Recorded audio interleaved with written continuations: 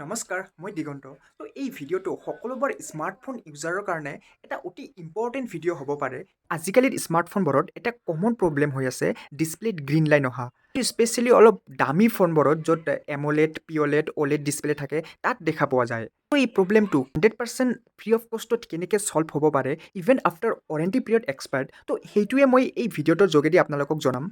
তো আপোনালোকে যদি এটা স্মাৰ্টফোন ইউজাৰ হয় তো এনেকুৱা প্ৰব্লেম আপোনালোকৰো আহিব পাৰে। তো ভিডিঅ'টো আপোনালোকে শেষলৈকে চাই থাকক। তো বলক আমি ভিডিঅ'টো এতিয়া আৰম্ভ কৰোঁ।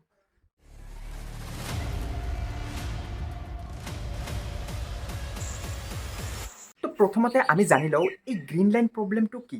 চাওক, আমাৰ যিখন ডিছপ্লে আছে সেই ডিছপ্লেখন কিছুমান পিক্সেলেৰে গঠিত। এই পিক্সেলবোৰ যেতিয়া ডেমেজ হৈ যায় তেতিয়া আমাৰ এই গ্ৰীণ লাইন প্ৰব্লেমটো আহি যায়। তো আমাৰ এই পিক্সেলবোৰ কিয় ডেমেজ হয়? চাওক, বিভিন্ন কাৰণৰ কাৰণে ডেমেজ হ'ব পাৰে। যেনেকুৱা যদি আমাৰ ডিছপ্লেখন অ'ভাৰহিট হয় তেতিয়া ডেমেজ হ'ব পাৰে, বা ডিছপ্লেৰ ওপৰত অধিক প্ৰেছাৰ পৰিলেও সেইটো ডেমেজ হ'ব পাৰে। আৰু মেইন যিটো কাৰণ আছে ছফ্টৱেৰ আপডেট। এই ছফ্টৱেৰ আপডেটৰ ফলত আমাৰ এই পিক্সেলবোৰ ডেমেজ হৈ যায় আৰু এনেকুৱা গ্ৰীণ লাইন আহি যায়। তো ইয়াৰ প্ৰিভেনশ্যন কি?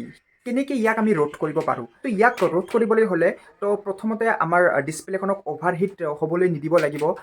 আৰু আমাৰ ডিছপ্লেখনৰ ওপৰত ফিজিকেল প্ৰেছাৰ, ছাপ'জ এইখন আমাৰ ডিছপ্লে আছে, এই ডিছপ্লেৰ ওপৰত অধিক প্ৰেছাৰ যাতে নপৰে, বাট এইটো হ'ল 2 নম্বৰ প্ৰিভেনশ্যন। আৰু যিটো ছফ্টৱেৰ আপডেট, যেতিয়া আপডেটটো আহিলে কুইকলি নিদি আমি কিছুদিন ৱেইট কৰিম আৰু চাম এই ফোনটো আপডেটৰ ফলত আৰু কাৰোবাৰ হৈছে নেকি এনেকুৱা আপডেট দিয়াৰ পিছত গ্ৰীণ লাইন প্ৰব্লেম।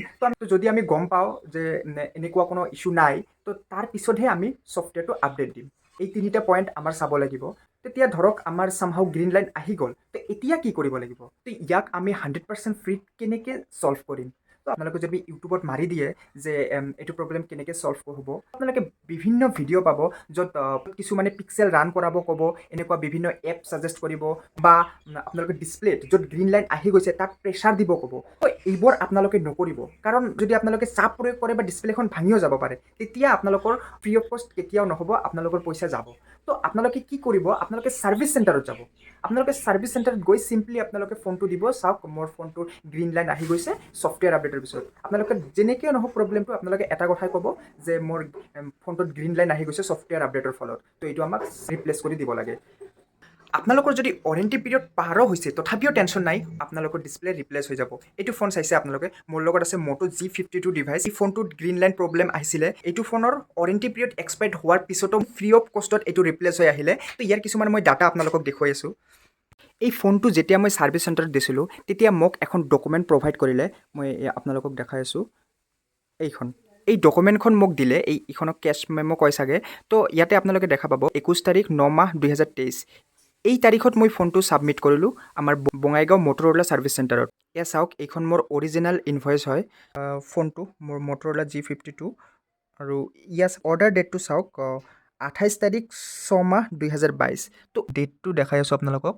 ফোনটো এইটো ডেটত মই লৈছিলোঁ 28 জুন 2022, আৰু 21 নৱেম্বৰ 2023ত মই এই ফোনটো ছাবমিট কৰিছিলোঁ ছাৰ্ভিচ চেণ্টাৰত। তো এয়া চাওক, মোৰ তেতিয়া ফোনটোৰ বয়স হৈছিল 1 বছৰ 4 মাহ 24 দিন। তো আপোনালোকে গম পালে প্ৰায় 1.5 বছৰ পিছত মোৰ এই ফোনটোৰ গ্ৰীণ লাইন প্ৰব্লেম আহি গৈছিল, আৰু ছাৰ্ভিচ চেণ্টাৰত দিয়াত ফ্ৰী অফ কষ্টত মোৰ এই ফোনটো ৰিপ্লেচ হৈ আহিলে। তো আপোনালোকে কি কৰিব এতিয়া গম পালে। তো এইখিনি এটা সৰু ইনফৰ্মেটিভ ভিডিঅ' আছিলে। কেনেকুৱা লাগিল ভিডিঅ'টো আপোনালোকে মোক কমেণ্ট কৰি জনাব। তো আজিলৈ ইমানে, টাটা, বাই বাই।